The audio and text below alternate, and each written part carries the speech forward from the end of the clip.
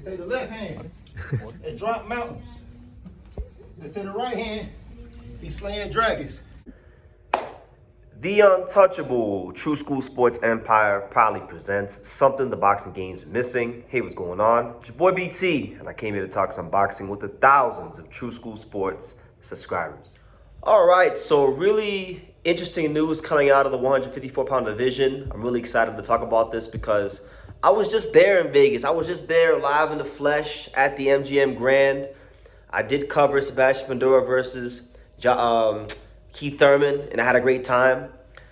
Sebastian Fundora put a beat down on Keith Thurman. That broke my heart. I like Keith Thurman a lot, so that wasn't fun to watch. But you know, Fundura's a beast. Like you can't hate on Fundora. Fundora, you know, he is what he is. He's not gonna be like Pernell Whitaker, or it's not gonna look the most fluid.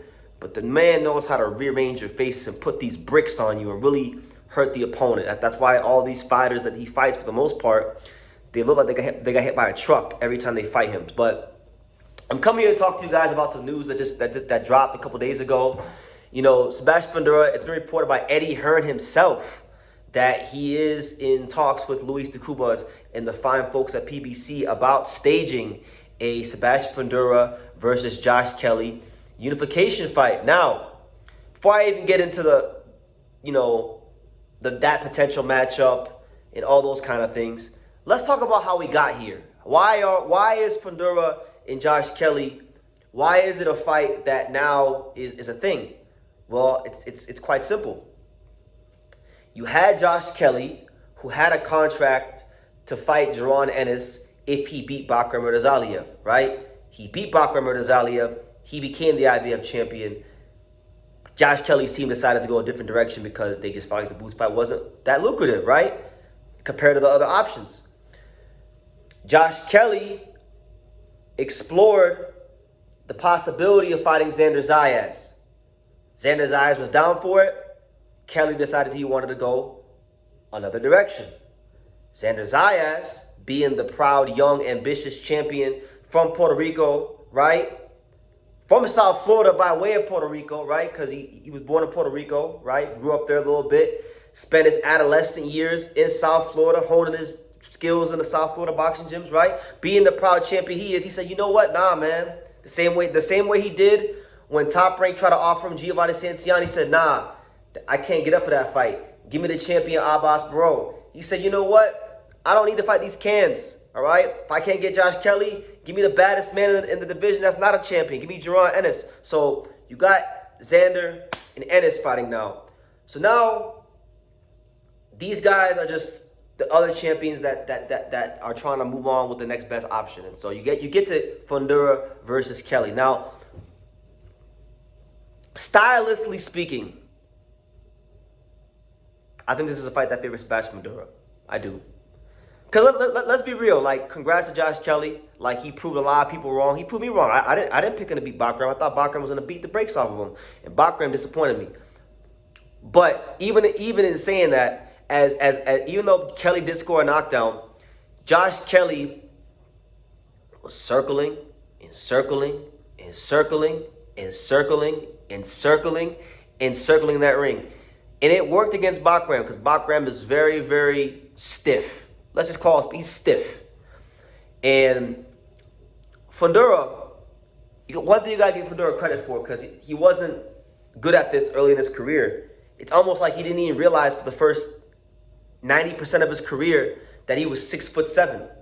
But he's been getting better as time goes on of fighting using his reach, staying disciplined behind the jab. And then when he feels like he has the range, when he feels like he can close the gap on you, that's when the tight hooks come. That's when the uppercut comes. That's when everything starts to make sense for the young Sebastian Fundora, and he starts to rearrange your face. So my thing is this. I think Josh Kelly will have success. Everyone who can box and move at some point will have some success against Sebastian Fundora. There's no ifs, ands, or buts about it. But inevitably, with him, I think Sebastian Fundora is going to get him. I think Sebastian Fundora is going to get him. I think Sebastian Fundora is going to stop him. And I think Sebastian Fundora will once again, for the second time in his career, be the unified champion. And we'll see how it goes. I still have my doubts that Josh Kelly actually takes this fight because, for one, let's be real, Sebastian Fundora is not like Kelly was already in position to fight the two other guys. The two other names he was in position to fight were bigger names than Fundora. Jaron Ennis, commercially speaking and name-wise, even though you could argue they're about the same in accomplishments, Jaron Ennis is a much bigger name than Sebastian Fundora, commercially speaking. He's a bigger draw. Xander Zayas, same thing, bigger draw. And he didn't take the fights against those guys. So Fundora, who is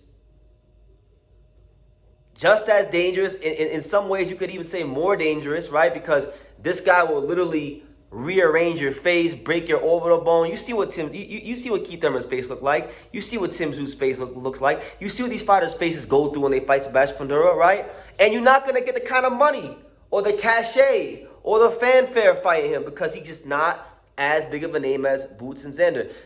Boots has the whole Philadelphia. You know, he's got a lot of the black community here in America on his side, right? He has a lot of cultural cachet.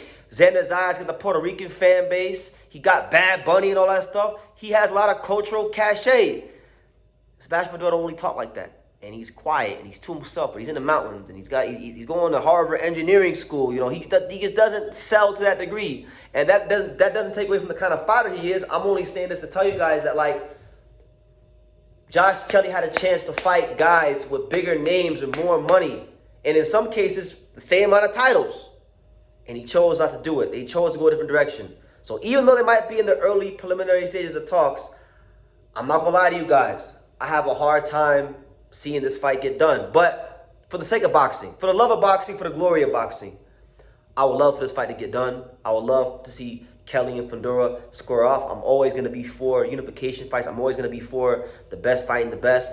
Because if we do get this fight, the winner of this fight could fight the winner of the big blockbuster June 26th fight or 27th, whatever date it is, over in New York with Xander and Boots. So naturally, I want to see Undisputed. I want to see who is the real, true best in the 154 division, right? And God willing, you know, even though you know, we make fun of him sometimes, we have our fun here on True School Sports.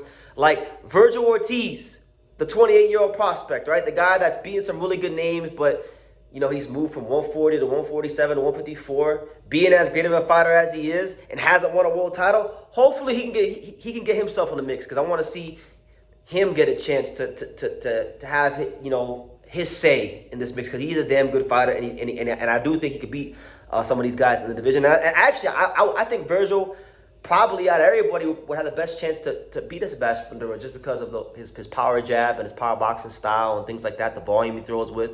I like him in that fight. But you know what?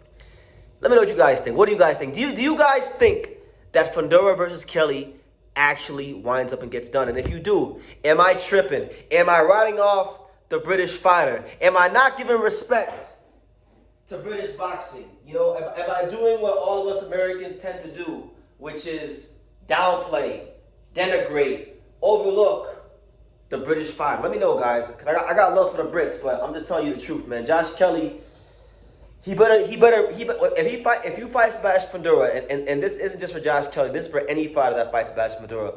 If you fight Sebastian Fundora, you better come ready to throw some heat.